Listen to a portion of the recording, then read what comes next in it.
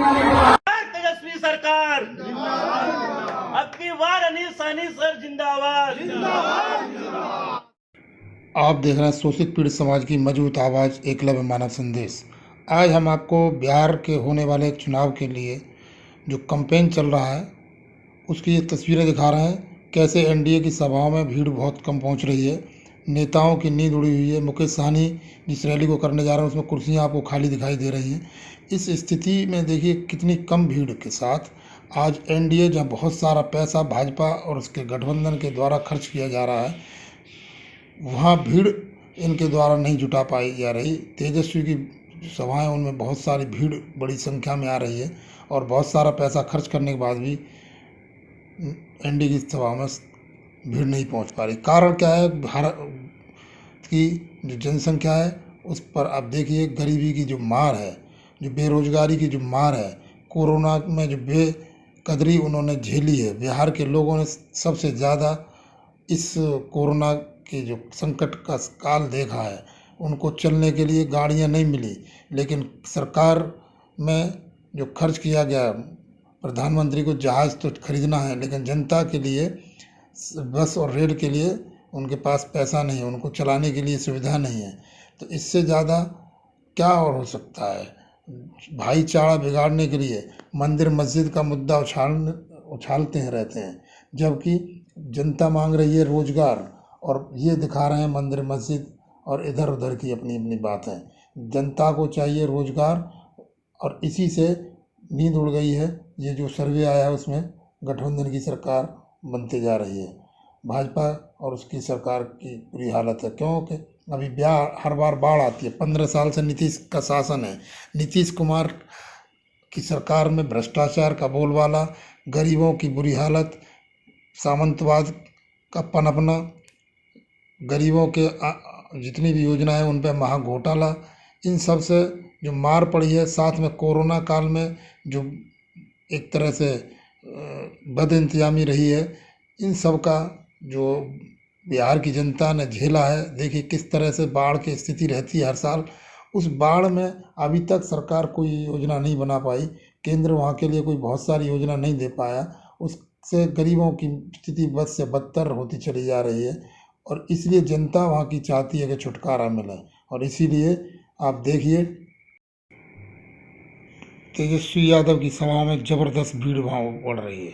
इस भीड़ ने एनडीए की नींद उड़ा दी और ये चाहती है परिवर्तन होना भी ज़रूरी है, क्योंकि आज जो स्थिति बिहार की है, गरीबी की जो स्थिति बिहार की है, उसके लिए कोई और नहीं, केंद्र की सरकार, भाजपा की सरकार, मोदी की सरकार, साथ में नीतीश की 15 साल का शासन, नीतीश का जो है एक तरह से मौका परस्ती। नीतीश नहीं चाहते कि गरीबों की गरीबी दूर हो। घोटाले आप देख रहे हैं कि वहाँ के पुल की स्थिति है, बनने से पहले ही जो है उसकी आप स्थिति देखिए। गरीबों की कैसे ज़मीनों को लूटा जाता है, उन पर मार पड़ती है, जैसे ये मध्य प्रदेश का आपने सीन देखा। इस तरह की स्थिति जब भाजपा के शासन में सुशासन की वायदा करने के बाद मंदिर मस्जिद दिखाते हो कि हमने मंदिर बना रहे हैं, हम मस्जिद बना रहे हैं, लोगों को रोज़गार दे नहीं पा रहे, स्कूल की व्यवस्था कर नहीं पा रहे। आप वहाँ शौचालय बना रहे हैं लेकिन शौचालय की स्थिति इतनी बुरी है कि वो चल भी नहीं पा रहे हैं लोगों के लिए। आप अस्पताल नहीं दे पा रहे, स्कूल नहीं दे पा रहे, रोजगार नहीं दे पा रहे। ये सब बेरोजगारी की जो स्थिति है, इसी से बिहार से पलायन पूरे देश के अंदर जगह जगह होता है। और वो पलायन जब आपने लॉकडाउन देखा, ये बेटी जो है गुड़गांव से बिहार पहुंची अपने बाप को साइकिल से लेकर के, ऐसी स्थिति में लोगों ने जो झेला है वो केंद्र की मोदी सरकार की और बिहार की खुद की सरकार जो नीतीश कुमार है, उन्होंने कहा कि हम अपने प्रदेश में किसी को भी आने नहीं देंगे। तो जब इस तरह से अगर बदइंतजामी सरकार ने एयरपोर्ट पर लोगों को, जब कोरोना फैल रहा था तो उनको नहीं रोका, लेकिन जो देश के अंदर कोरोना फैलने के नाम पर गरीबों को पैदल चलाया गया, उनकी हालत बुरी की गई, सैकड़ों हजारों लोग जो है रास्ते में मारे गए।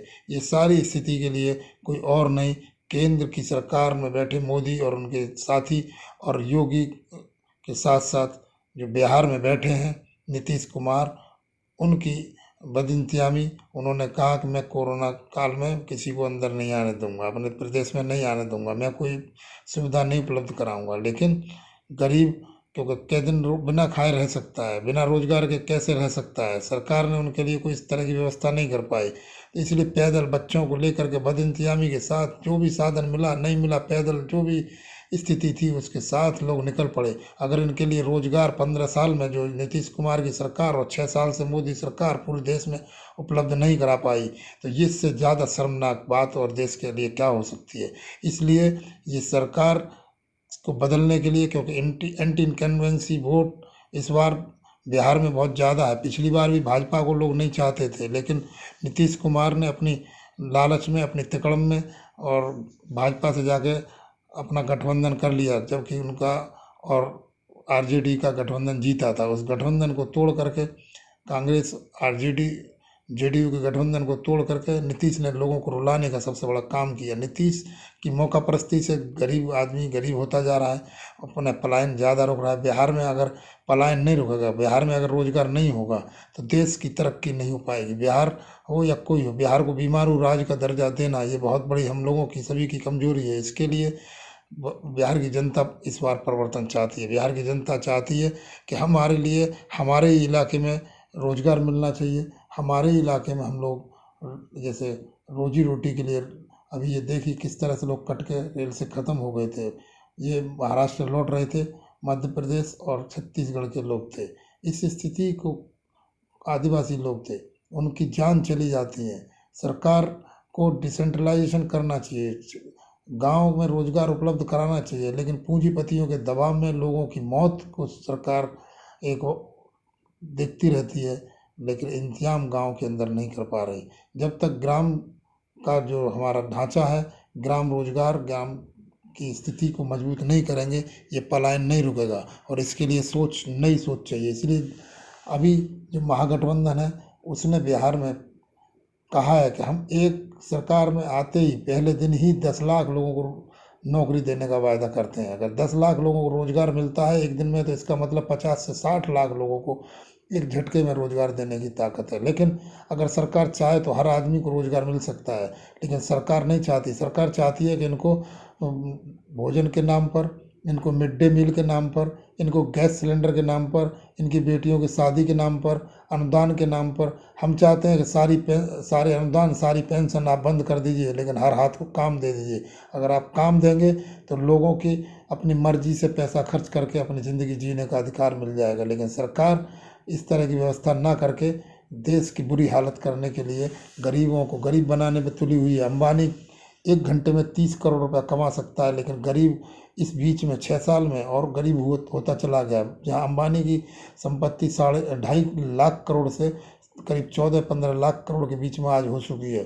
बाबा रामदेव जैसे लोग जिनके आज सामान की कोई जांच नहीं हो पा रही, जो कि इतना उनका उत्पादन जो आज बिक रहा है, उनके उत्पादन इतना कैसे वो बना रहे हैं, कैसे इतना घी, कैसे इतना शहद वो तैयार कर रहे हैं, क्या उनकी मिलावट हो रही है, उसको न देख करके, क्योंकि आज बाबा रामदेव हिंदुस्तान में 9वें नंबर का उनकी जो संपत्ति है 9वें नंबर पर पहुंच चुकी है, और गरीबों की स्थिति गरीब होती जा रही है। इसके लिए वही बाबा रामदेव जो कहते थे कि देश के अंदर अगर काला धन आएगा तो हर एक के घर में 2 लाख रुपए आएंगे और हर एक को पेट्रोल जो है बहुत सस्ता मिलेगा। ये सब बातों के बाद लोग तो आज पेट्रोल की जगह पैदल चलने के मजबूर हो गए। लेकिन इन पूंजीपतियों की सरकार, जो योगी मोदी की सरकार है, इनके सहारे इनका जो धन बढ़ता गया, गरीबों को पैदल चलने मजबूर किया गया। इसीलिए इस बार लग रहा है कि भाजपा गठबंधन बुरी हालत में जा रहा है और एनडीए को भारी बहुमत जिताने के लिए भीड़ उमड़ रही है। इसी से घबरा करके बड़े बड़े प्रोपेगेंडा भाजपा सरकार द्वारा चलाए जा रहे हैं। आपको उनसे सावधान रहने की ज़रूरत है। इस वीडियो को ज़्यादा शेयर कीजिए, लाइक कीजिए, बटन दबाइए, बेल आइकन दबाइए। और धर्म की राजनीति खत्म होनी चाहिए और केवल तरक्की की बात